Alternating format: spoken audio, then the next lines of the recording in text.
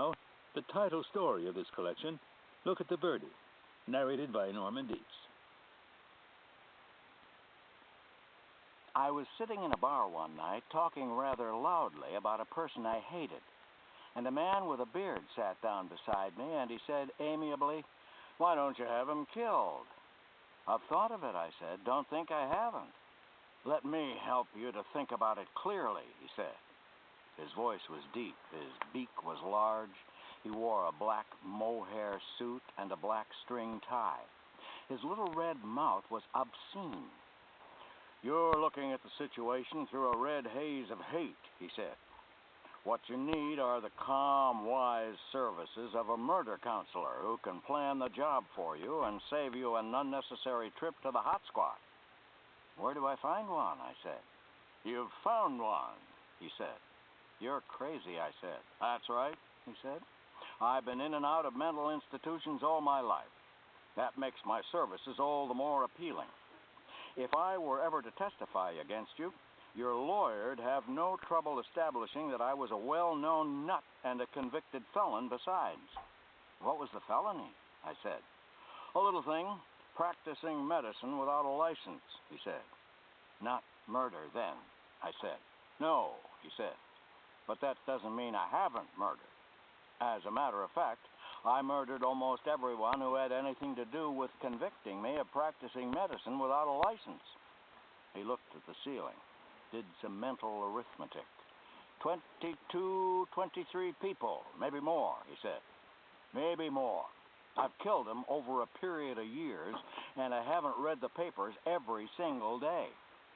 "You black out when you kill, do you?" I said. "And wake up the next morning and read that you've struck again?" No, he said. No. I killed many of those people while I was cozily tucked away in prison. You see," he said, "I use the cat-over-the-wall technique, a technique I recommend to you." "This is a new technique?" I said. "I like to think that it is," he said. He shook his head. "But it's so obvious, I can't believe that I was the first to think of it. After all, murdering's an old trade." "You use a cat?" I said. "Only as an analogy," he said. "You see," he said, "a very interesting legal question's raised when a man, for one reason or another, throws a cat over a wall. If the cat lands on a person and claws his eyes out, is the cat thrower responsible?" "Certainly," I said. "Good," he said. "Now then, if the cat lands on nobody, but claws someone 10 minutes after being thrown, is the cat thrower responsible?" "No," I said. "That," he said, "is the high art of the cat-over-the-wall technique for carefree murder." "Time bombs?" I said.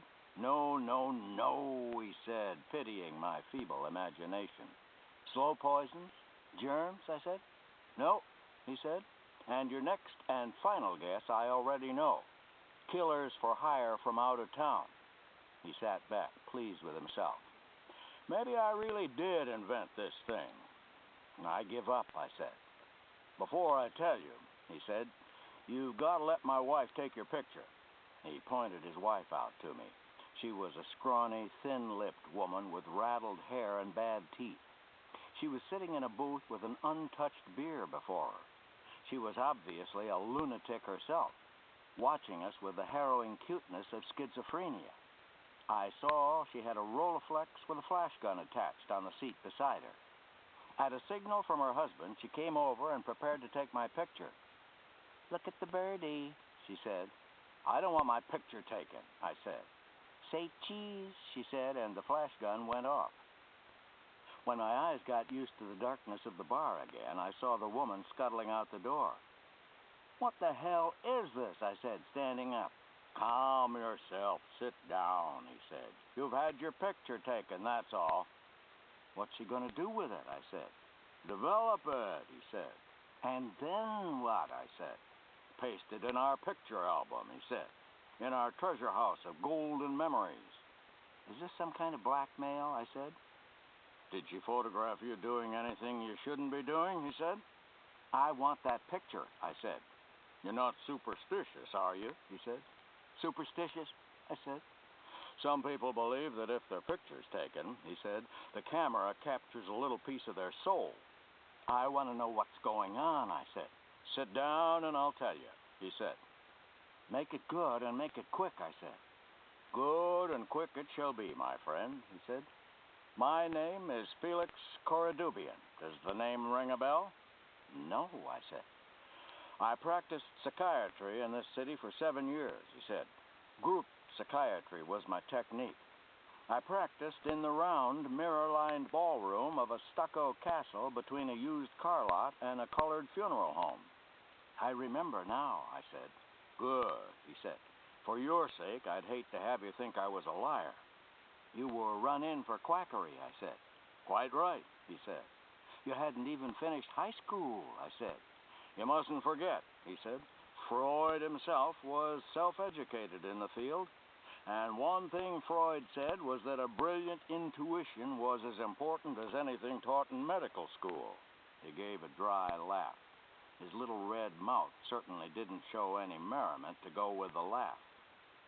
When I was arrested, he said, a young reporter who had finished high school, wonder of wonders, he may have even finished college, he asked me to tell him what a paranoiac was. Can you imagine, he said? I'd been dealing with the insane and the nearly insane of this city for 7 years, and that young squirt, who maybe took freshman psychology at Jerkwater U, thought he could baffle me with a question like that. What is a paranoiac? I said. I sincerely hope that that's a respectful question, put by an ignorant man in search of truth, he said. It is, I said. It wasn't. Good, he said. Your respect for me at this point should be growing by leaps and bounds.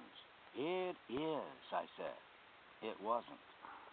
A paranoiac, my friend, he said, is a person who's gone crazy in the most intelligent, well-informed way, the world being what it is. The paranoiac believes that great secret conspiracies are afoot to destroy him. Do you believe that about yourself? I said. Friend, he said, I have been destroyed. My God, I was making $60,000 a year, 6 patients an hour at $5 a head, 2,000 hours a year. I was a rich, proud, and happy man. And that miserable woman who just took your picture, she was beautiful, wise, and serene. Too bad, I said. Too bad it is indeed, my friend, he said. And not just for us, either. This is a sick, sick city with thousands upon thousands of mentally ill people for whom nothing's being done. Poor people, lonely people, afraid of doctors, most of them. Those are the people I was helping. Nobody's helping them now, he shrugged. Well, he said, having been caught fishing illegally in the waters of human misery, I've returned my entire catch to the muddy stream. Didn't you turn your records over to somebody? I said. I burned them, he said. The only thing I saved was a list of really dangerous paranoiacs that only I knew about. Violently insane people hidden in the woodwork of the city, so to speak. A laundress, a telephone installer, a florist's helper, an elevator operator, and on and on. Coradubian winked. 123 names on my magic list, all people who heard voices, all people who thought certain strangers were out to get them, all people who, if they got scared enough, would kill. He sat back and beamed.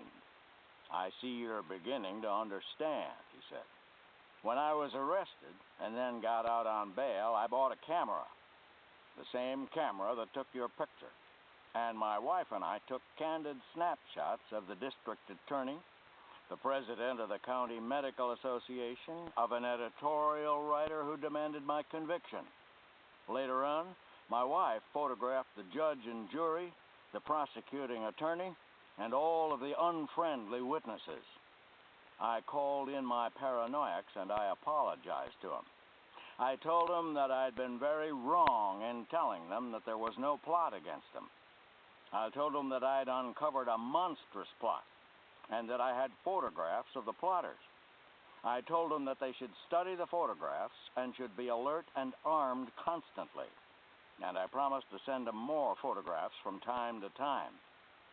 I was sick with horror, had a vision of the city teeming with innocent-looking lunatics who would suddenly kill and run. That picture of me, I said wretchedly. We'll keep it locked up nice and tight, said Cora Dubian. Provided you keep this conversation a secret. And provided you give me money. How much money? I said.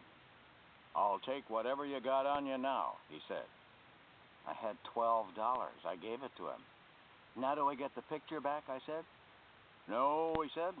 I'm sorry, but this goes on indefinitely, I'm afraid. One has to live, you know. He sighed, tucked away the money in his billfold. Shameful days, he murmured. And to think that I was once a respected professional man.